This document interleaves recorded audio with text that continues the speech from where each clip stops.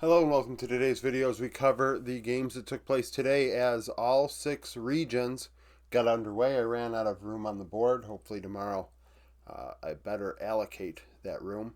This video is coming out late because for some reason, once again, the LCS cannot release their last game of stats, at least either. Well, actually, no, I guess I shouldn't say it that way because they have released the stats on Twitter.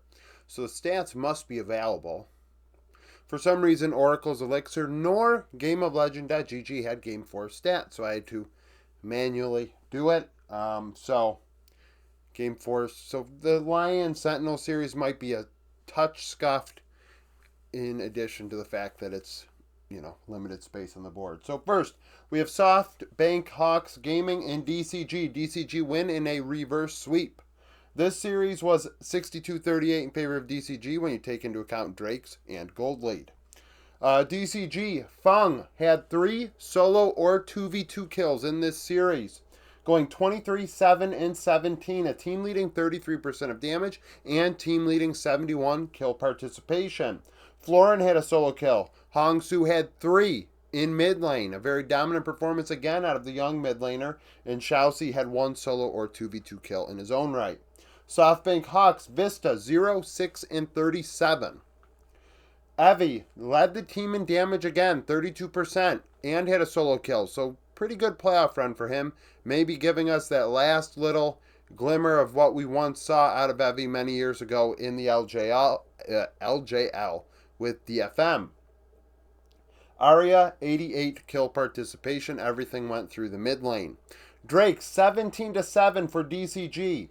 In terms of Barons, when SoftBank's Hawks got a Baron, they put the game away, averaging 4,700 gold a power play.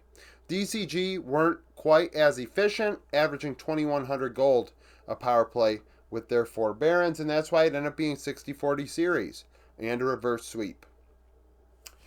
LCK, this is the prediction I got wrong. I thought D Plus would win this, and BFX ran them over. It was the most lopsided series of the day, 85-15. At least we don't have LPL gold. I mean, I guess I could manually do it like I just did Lion Sentinels, but I'm not doing a whole fucking series that way.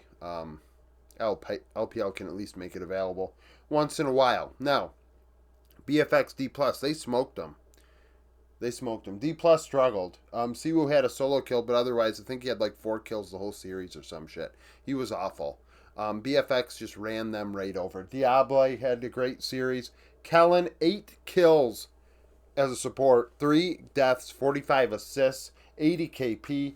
Diable with a solo or 2v2 kill, 29% kill participation. Vikla, 4 solo kills in his own right.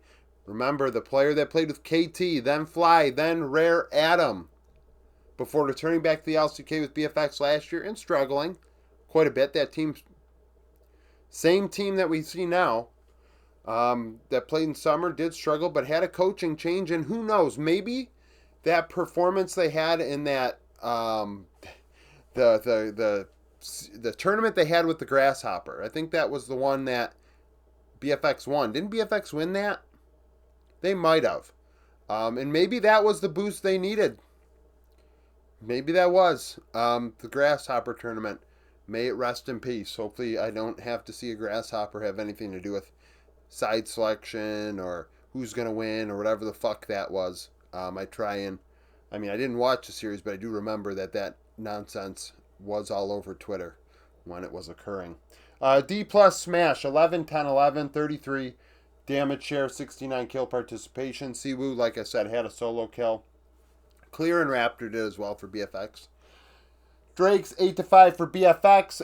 They took all 4 Barons, getting about 2,600 gold a power play. Not the most efficient, but they were ahead for 85% of the game. So you could argue they didn't have much gold to take with the power play. They were kind of just putting the finishing touches on what was already a dominant performance. I mean, being ahead for 85% of a series is pretty one-sided. Team We, Top Esports. Top Esports won 3-0. 369 had a solo, going 9-2 and 30. Jackie had a solo kill, 30% of damage. And Feng Yu, 73 KP.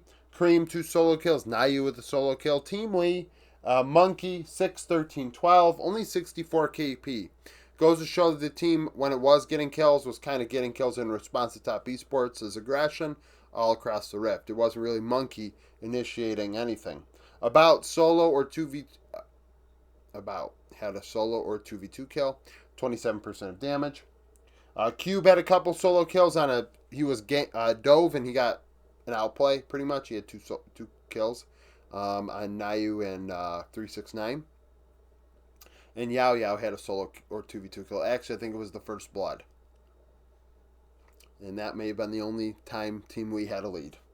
Drakes were 11-2 in favor of Top Esports. They took 3 of 4 Barons.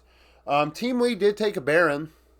Top Esports had a 31-51 penalty kill, which means they had 3,151 gold, more than they had before Team Wii took the power play in terms of a lead. Yeah.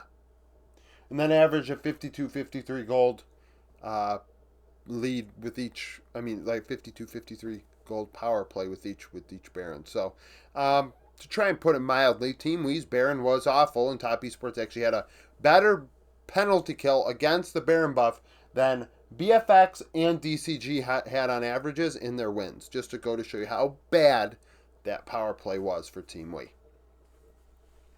Red and Furia. Red win 3-1. Rebello 17-3 and 21. 28% of damage. Frosty had a solo or 2v2 kill, 84 KP. Kaze had 2 solo kills in his own right for Red. Furia, Jojo 1-5-28. Tatu had a solo kill, 93 kill participation. He tried very hard after the series. He was very outspoken about how terrible they looked. We'll see how they look in America's Cup after what was a disappointing loss for him, and I think that's fair. He did get around the Rift and tried very hard, 93 KP, but IU, 26% of his team's damage, a solo or 2v2 kill. Someone brought up how IU is a support, a role swap support. No, IU's a pretty good player. He's been a pretty good player for a couple of years now. I've thought he's, a KDA player, but in the right system, that's very good, and he's a young player. But, some things maybe didn't change in terms of damage. Maybe just deals damage like a support sometimes. Drakes 10-10, so even trading Drakes. Barons, however, went to Red 4-1. Furia had 4,300 gold on their power play, but Red, across their 4 Barons, averaging 3,366. Now, Red were not overly dominant in this series. I may have said that in the beginning. And now I looked at the gold control and it reminded me. Furia kind of threw this series away. 49% of the time, Furia were actually ahead when you took into account Drakes and gold. Now you could say scaling, comp, this, that, and the third.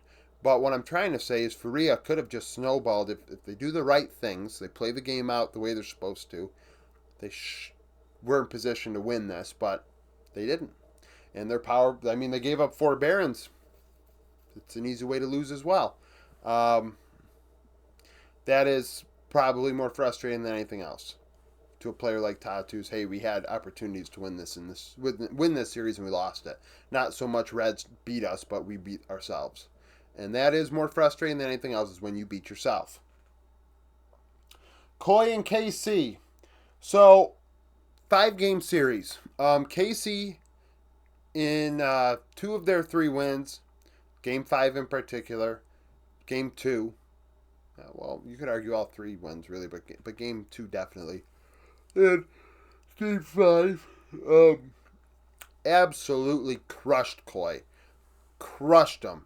Smoked them. It was not even close in those 2 wins. Back and forth, but in those 2 wins, Koi were not competitive. KC kind of were competitive in their losses. That's why they had a 74-26 split. Like, this series is more lopsided than this one and that one, which you could argue it's a 5-game series, but it's more lopsided than this, and it's more lopsided than this. Like, KC were in control for 3/4 of this series. Just because it was 3-2 is not indicative of how this series really went. KC crushed in their wins and were competitive in their losses. It is the manner in which you lose sometimes that is notable. Koi were not playing well off rip, really. Now, KC, Yahoo had a solo kill, 15-4-23, 27% of damage. Busio had 3 solo or 2v2 kills, 73 KP. Kalist had 4. The bot lane duo had 7 solo or 2v2 kills combined. That's a big reason why they won. Supa had 2, Alvaro had 2, 7-4. That made the bot lane duos, and we expect that. The bot lane duos are very, very strong. Supa Alvaro are no slouches. They're very aggressive. And Kalist and Busio are very aggressive. It made for a very entertaining series. And it made the bot lane and the bot side of the rift the emphasis. Now, in Game 5, there were moments. Okana had a solo kill. I mean, honestly, all across the rift, Koi got absolutely smoked. I wrote Koi and KC. I swapped them. Kana had 2 solo kills for KC as well. Koi had a solo kill, 11-11-23, 87 KP. Supa, 29% of the team's damage. Drakes, KC took 15 of 23. That is very, you see 10-10, you see 7-17 is kind of similar, but Barons 4-3. Now the Baron power plays were good by both teams, on average about 4,300 gold combined. You got to say their power plays were pretty effective and efficient over the entirety. But 74-26 is a lopsided score. KC were in control. They were by far the better team. And then we have Sentinels and Lion. Lion, Berserker had 2 solo or 2v2 kills, going 20, 14, and 16, 29% of damage. Inspired had a solo with 70 KP. Dokla had 3 solo kills in 1 game. Pretty dominant, once again. Hambuk, 9-7-19. Darkwings, 33 damage share, 84 KP. Mid laner's doing well. He's doing work. Drake, Sentinels had 12 of 22.